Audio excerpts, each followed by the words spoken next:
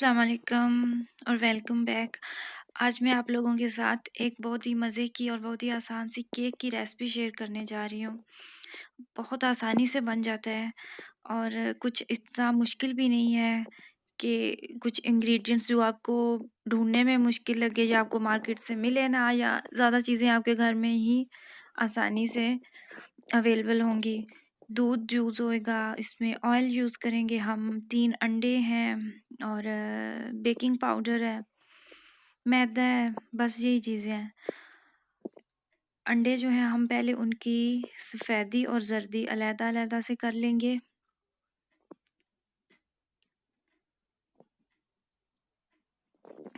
मैं इसमें डाल रही हूँ वनीला शुगर जो है, छोटे-छोटे पैकेट में आती है चीनी। तो उसमें पहले वनीला का जायका मिक्स होता है, जो हम केक बनाते हुए वनीला मिक्स करते हैं ना जायका, जिससे हमें अंडों की स्मेल ना आए बाद में। तो वो पहले से उस चीनी के अंदर जायका मौजूद है, उसकी खुशबू, तो मैं फिर अलहदा से, मुझे नहीं ज़रूरत कि मैं अलहदा से डालूँ। और ज़्यादा अंडे भी नहीं यूज़ होते इसके अंदर, बस 3 ही अंडे मैंने लिए हैं। और अब मैं जो अंडों की सफ़ेदी है, पहले मैं उसको अच्छे से फेंट लूँगी ताकि वो ऐसे फ़ॉर्म की शेप में आ जाए। जर्दी मैं इसमें बाद में मिक्स करूँगी। और ये केक मुझे लगता है कि कोई भी पहली दफ़ा अगर आप बनाना चाह रहे हैं, आपने अभी तक केक ट्राई नहीं किया, या आपने ये सुना हुआ है कि जी बेकिंग बहुत मुश्किल है, बेकिंग बंदा कर ही नहीं सकता, ऐसा कुछ भी नहीं होता।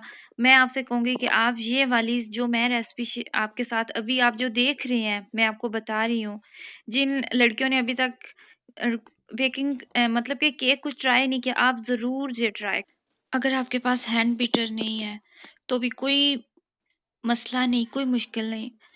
जो जिस जग में हम मिल्क शेक बनाते हैं, वो जग तो तकरीबन हर घर में मौजूद होता है। आप उस जग में डाल लें, पहले अंडों की सफ़ेदी ऐसे डाल लें, या फिर केक के भी काफ़ी सारे तरीके हैं, काफ़ी सारी रेसिपीज़ हैं। तो आप केक हमारा तब नहीं बनता ठीक से, वो फूलता तब नहीं जब हम अंडों को और चीनी को हम अच्छे से बीट नहीं करते। आप जब भी अंडों को और चीनी को अच्छे से मिक्स करेंगे, अच्छे से बीट करेंगे, तो आपका केक हमेशा बहुत बहुत अच्छी फॉर्म में आता है। आपका केक बहुत मज़े का और बहुत फ्लफ़ी बनता है।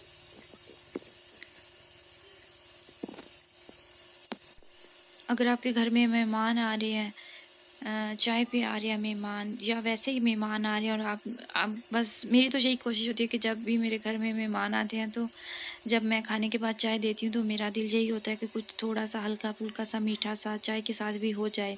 तो उसलिए भी आप ये केक बहुत मज़े का, बहुत बेस्ट रहता है। अगर आप कहीं पिकनिक पे जा रहे हैं, बच्चों को लेके बाहर आप जा रहे हैं, तो आपने कुछ लेके जाना है, तो भी आप लेके जा सकते हैं। और इसकी ये भी बात है कि आप इसमें ऑयल अपनी मर्ज़ी से डाल सकते हैं, कम डाल सकते हैं। वैसे तो इसमें जो ऑयल की मिकदार है वो 200 ml है, लेकिन मैं 200 ml नहीं यूज़ करूँगी। 200 ml ही दूध है और 200 ml ही इसमें ऑयल है। ऑयल जो है वो मैं 150 ml यूज़ करूँगी और दूध मैं 200 ml ये डाल लूँगी। और चीनी भी मैंने इसमें कम डाली है। वैसे 300 ग्राम इसमें मैदा जाएगा और 200 ग्राम चीनी उन्होंने लिखी हुई थी, वो भी मैंने 150 ग्राम डाली है। मैंने चीनी भी ज़्यादा नहीं डाली, लेकिन जब केक मेरा बन के तैयार हुआ था, तो भी मुझे महसूस हुआ कि मैं इसमें चीनी और भी कम कर सकती थी, क्योंकि मेरे बच्चों को ये केक बहुत पसंद आया है। और फिर यही होती है कि मीठा बच्चों के लिए ज़्यादा ठीक नहीं होता। बस चीनी इतनी हो कि बंदा खा सके, फीका ना लगे, लेकिन ज़्यादा भी नहीं होनी चाहिए। मैं हमेशा यही करती हूँ, मैं जब भी केक बनाती हूँ घर में, मैं चीनी की मिकदार कम ही रखती हूँ, क्योंकि ज़्यादा मीठा मुझे खुद पसंद भी नहीं है। और ये भी कि आप कर भी सकते हैं अपनी मर्ज़ी से कम या ज़्यादा। अब मैंने इसके अंदर चीनी डाल दी है, और जो मैंने आपको वनीला के जायके वाली थोड़ी-सी चीनी का पैकेट मैंने छोटा-सा दिखाया था, मैंने इसके साथ ही मिक्स कर दिया था। अब मैं चीनी को अंडों की सफ़ेदी के साथ इतना बीट करूँगी कि ये बिल्कुल एक जान हो जाए, मुझे चीनी के दाने ना नज़र आएँ, तब तक मैं इसको बीट करूँगी। जब ये बिल्कुल अच्छे से मिक्स हो जाएगी, तो मैं फिर इसके साथ ही अंडों की ज़र्दी डाल दूँगी इसके अंदर, और इसे भी मैं अब बहुत अच्छे से मिक्स कर लूँगी। आप जब भी कभी केक बनाएं, आपको लगे कि आपका केक सही से फूला नहीं है या बैठ गया है या नरम नहीं, ठीक से सॉफ्ट नहीं बना, तो आप फ़ौरन समझ जाएं कि आपने अंडों की और चीनी की अच्छे से आपने उसको बीट नहीं किया, जिसकी वजह से केक ठीक से बना नहीं। जो ज़्यादातर जो केक की रेसिपी है वो उसके स्टार्ट में ही अगर आप मक्खन इस्तेमाल कर रहे हैं या आप ऑयल यूज़ कर रहे हैं, तो आपने स्टार्ट से ही उसमें चीनी डालते हैं। चीनी डाल के और ऑयल को पहले आप अच्छे से उसको बीट करते हैं और उसके बाद फिर आप उसमें अंडे मिक्स करते हैं। तो इन 3 चीज़ों की अगर आप अच्छे से इनको बीट कर लेना, इनकी बीटिंग अच्छे से हो जाए, तो फिर आपका केक बहुत मज़े का बनता है। बाद में मैदा डाल के भी हमने अच्छे से उसको मिक्स करना होता है, लेकिन उस टाइम पे केक की ज़्यादा बीटिंग नहीं होती, क्योंकि कभी कभार जब आप मैदा डाल के ज़्यादा उसको करते हैं तो फिर उससे भी आपका केक सख्त हो सकता है। तो आप बस ये ज़हन में रखें कि आपने जो पहली जो 3 चीज़ें मैंने आपको बताई हैं, आपने इन तीनों चीज़ों को अच्छे से आपने बीट करना है। तो ये जी अच्छे से देखिए आप कितना प्यारा इसका टेक्सचर नज़र आ रहा है। तो अब मैं इसके साथ ही अब मैं इसमें ऑयल डाल दूँगी।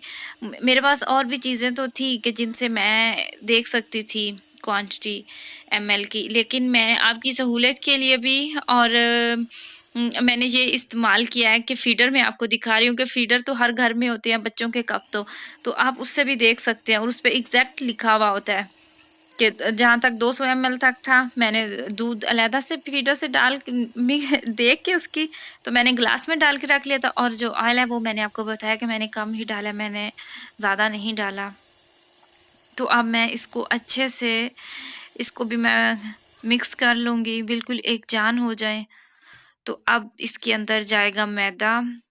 मैदे को आपने हमेशा आपने मैदे को छान के डालना है, मैदे को वैसे कभी भी नहीं हम डालेंगे। इसके अंदर मैं अब बेकिंग पाउडर डालूँगी, 7 ग्राम बेकिंग पाउडर जाएगा इसके अंदर। 300 ग्राम मैदा है और 7 ग्राम मैंने इसके अंदर बेकिंग पाउडर डाला है। 200 ग्राम चीनी थी और 3 अंडे थे और दूध था और ऑयल था। यही चीज़ें थी मेरे ख़्याल से तो। अब मैं इसको छान के बिल्कुल इसके अंदर मैं डाल दूँगी। अगर आप चाहें तो आप 1 चुटकी थोड़ा-सा नमक भी डाल सकते हैं, लेकिन मैंने इस केक के अंदर नहीं डाला।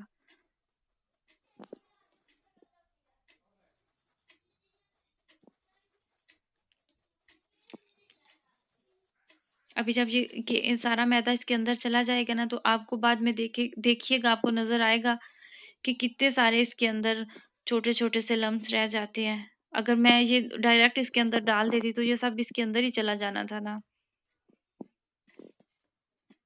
तो अब मैं इसको पहले ऐसे इसको मैं मिक्स कर लूँगी, तो बाद में इसको मशीन की मदद से फिर अच्छे से इसको मैं मिक्स कर लूँगी।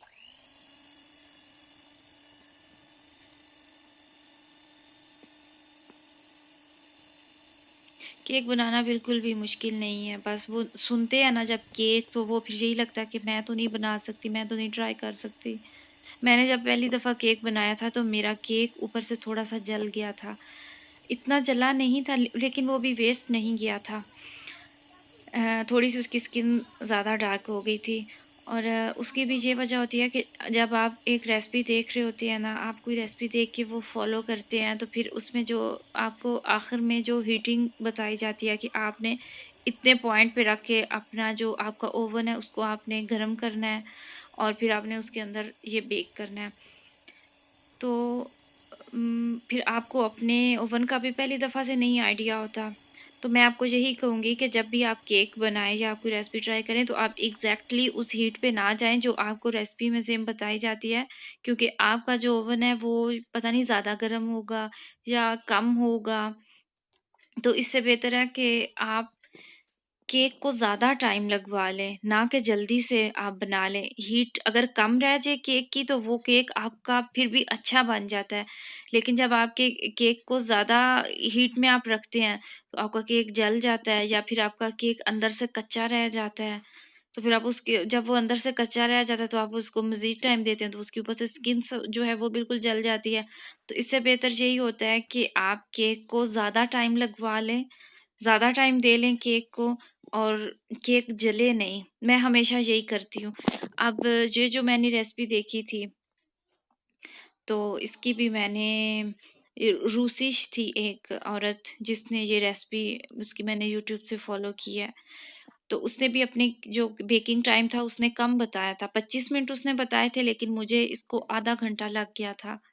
20 से 25 मिनट उसने बताए थे, लेकिन मुझे इसको थोड़ा सा ज़्यादा टाइम लगा था, क्योंकि मैंने देखा था कि केक जब मैंने ऐसे बेक करने के लिए रख दिया, तो मैंने बाद में देखा कि केक की अभी तो केक को थोड़ा-सा ही टाइम गया हुआ है के अंदर गए हुए, तो उसकी स्किन ऊपर से डार्क होने भी लग गई थी। तो मुझे महसूस हुआ कि इस तरह तो केक अंदर से कच्चा रह जाएगा।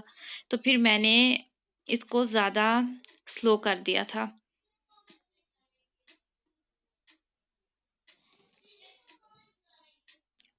अभी मैंने तकरीबन इसको 180-90 के साथ रखा था, तो फिर मैंने इसको 150 पे कर दिया था।